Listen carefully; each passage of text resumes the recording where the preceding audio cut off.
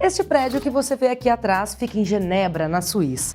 Ele abriga a Organização Mundial da Saúde, a OMS, uma agência ligada à Organização das Nações Unidas que se dedica a desenvolver o nível de saúde de todos os povos. Entre outras atribuições, a OMS elabora estudos e divulga resultados no combate a epidemias, além de estabelecer normas para unificar os diagnósticos na área de saúde em âmbito internacional. Segundo a OMS, saúde é um estado de completo bem-estar físico, mental e social, e não somente a ausência de uma doença ou enfermidade. Mas o que fazer para garantir este estado?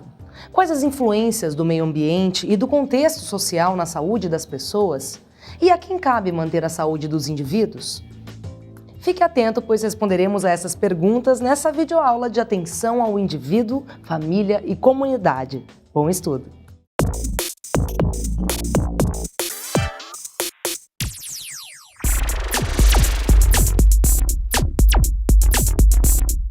Se é uma coisa que dá para eu resolvo, mas a partir do momento que passou a ser fora do meu conhecimento, aí eu vou a um médico sim. O correto seria você procurar uma ajuda médica, né? Mas depende da doença. Se você tá só com uma dor de cabeça, por exemplo, eu não vou sair e procurar um médico, eu tomo um analgésico. Eu tenho receio de me automedicar, né? Por já ter notícias de pessoas que tomaram medicamentos por conselhos de outras pessoas e acabaram sofrendo intercorrências médicas por causa disso. Então eu prefiro ir no especialista. Eu recorro diretamente ao médico.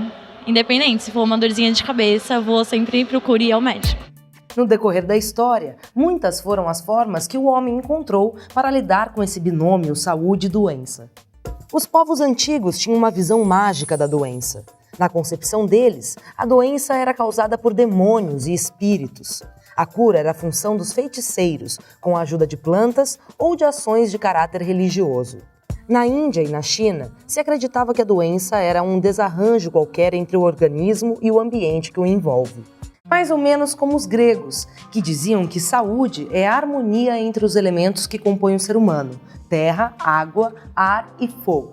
O pai da medicina moderna, Hipócrates, alterou um pouco esses conceitos. Para ele, o equilíbrio entre mente, corpo e ambiente era a base da boa condição. A OMS tem um conceito parecido. Ela leva em conta a pobreza, as condições de trabalho, moradia, alimentação, costumes e práticas de saúde. Hoje a saúde é vista como um processo controlável de causas e efeitos, e uma sequência de cuidados é recomendada para garantir o estado de equilíbrio e boa disposição. Não foi possível evitar a chegada da doença? O melhor, então, é tratá-la desde o início, evitando o seu progresso.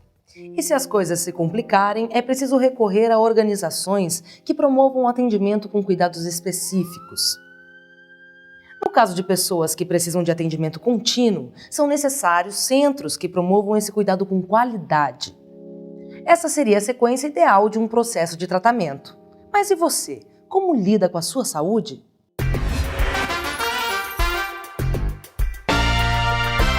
Não fumo, não bebo. Comendo verduras, frutas. Faço academia, tento praticar bastante esportes.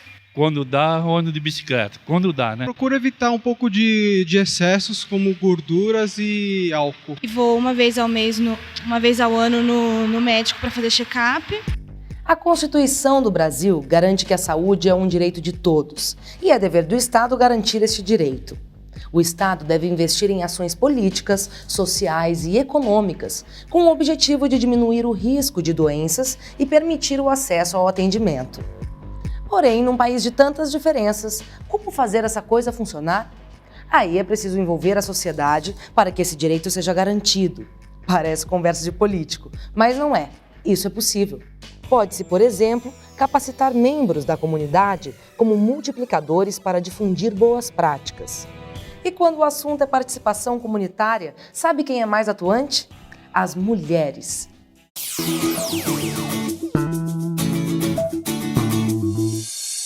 Dentro das comunidades carentes, as mulheres vão se percebendo pouco a pouco capazes de liderar.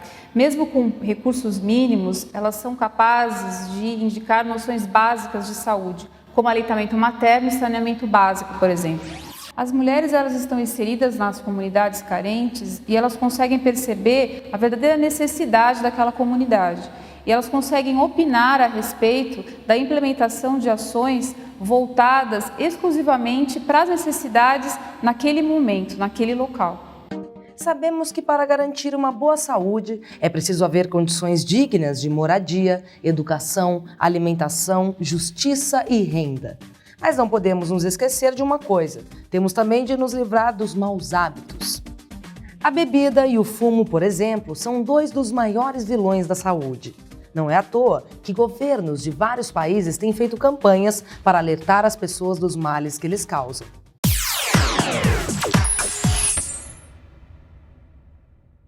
A prevenção é o primeiro dos cuidados básicos que devemos ter com nossa saúde. Essa afirmação está: letra A, parcialmente correta, letra B, correta ou letra C, incorreta? Essa foi fácil. Precaução é sempre o primeiro passo para se evitar um desastre, um contratempo ou uma doença. Opção correta é a letra B. No início do século XX, o Brasil não era um exemplo em termos de saúde pública. O personagem Jeca Tatu, de Monteiro Lobato, simbolizava o caboclo fraco, desanimado e doente, uma figura que era muito comum no interior. Em meio a epidemias de varíola, peste bubônica e febre amarela, o então presidente Rodrigues Alves realizou as primeiras reformas urbanas e sanitárias no país. A partir daí, firmou-se uma concepção. Ao Estado cabia tratar de questões coletivas, como campanhas de vacinação. A assistência médica ficava a cargo da iniciativa privada e a saúde era um direito não do cidadão, mas do trabalhador assalariado. As caixas de aposentadoria e pensão passaram a exercer a função assistencial. Depois delas vieram várias outras instituições que reproduziam o mesmo padrão de atendimento. Só nas últimas décadas do século passado, com a volta da liberdade de imprensa e das denúncias sobre exclusão, é que esse debate reacendeu. Passou-se a falar no princípio da equidade, ou seja, a ideia de que a assistência deve ser para todos. A nova Constituição refletiu essa postura. E foi criado, então, o Sistema Único de Saúde, serviço que deveria se apoiar em 4 fundamentos. Primeiro fundamento: a saúde resulta das condições de alimentação, habitação, educação, renda, meio ambiente, trabalho, transporte, emprego, lazer, liberdade, acesso à terra e atendimento médico. Segundo, é dever do Estado reduzir o risco de doenças, promover, proteger e recuperar a saúde de todos os cidadãos. Terceiro, o Estado deve buscar soluções que visem recuperar a cidadania e promover a justiça social. E quarto, sua implantação deverá se orientar pelos princípios de descentralização, regionalização e hierarquização. O espírito de participação, de envolvimento, foi uma das marcas da redemocratização brasileira, após o encerramento do ciclo militar. O povo foi às ruas, ocupou áreas públicas e exigiu seus direitos. Surgiu então a ideia de criar órgãos colegiados, ligados à administração estatal, mas constituídos por pessoas de fora do governo. Eles se tornariam um instrumento para trazer soluções e, ao mesmo tempo, fiscalizar os atos do Executivo. E da teoria à prática, a Lei 8.080/90 determinou que isso deveria acontecer na área da saúde. Como? Através de conselhos.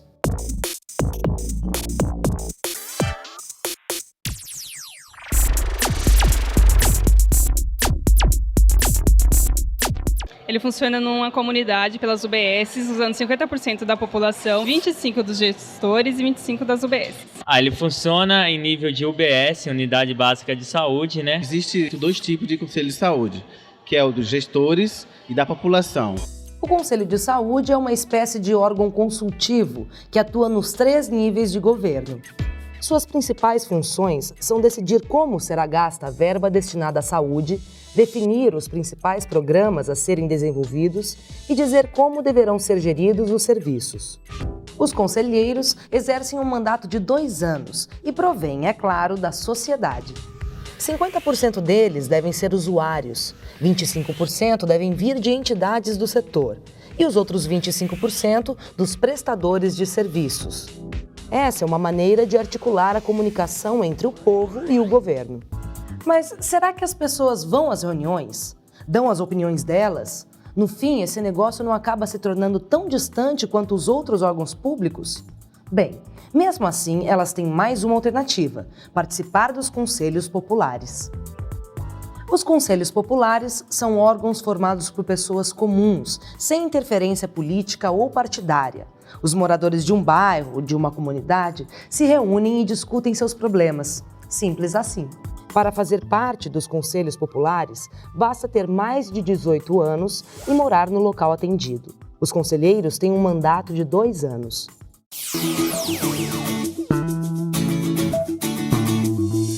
Um bom exemplo de conselho formado em uma comunidade é o UNAS, que é a União de Núcleos, Associações de Moradores de Heliópolis e São João Clímaco. Eles têm várias ações voltadas para a comunidade de Heliópolis especificamente, né, onde moram mais de 120 mil pessoas. E eles organizaram algumas ações importantes, por exemplo, a lavanderia comunitária e um movimento de alfabetização, o MOVA. Um intuito de alfabetizar os jovens da comunidade para que eles saiam mais preparados para o mercado de trabalho.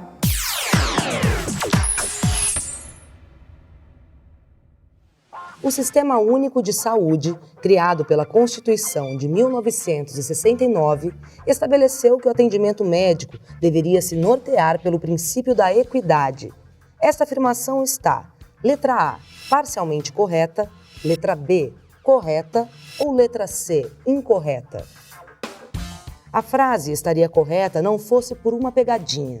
O SUS foi criado pela Constituição de 1988 e não pela de 1969. Opção certa, letra C.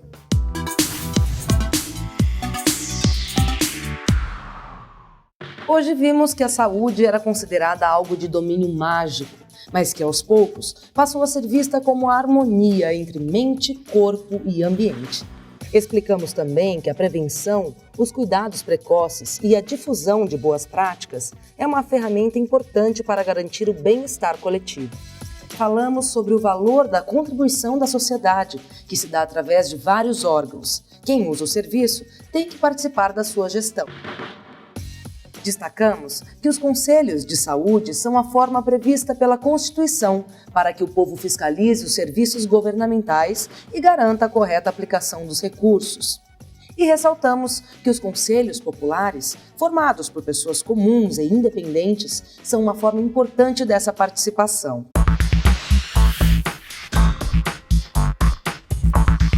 Eu atuo na Secretaria Estadual de Saúde no Grupo de Vigilância Epidemiológica da capital, que é um órgão que cuida de doenças de transmissão. A gente, quando tem um objetivo na vida, se sujeita às dificuldades e acaba vencendo elas de um modo mais fácil, menos doloroso, vamos dizer assim, né?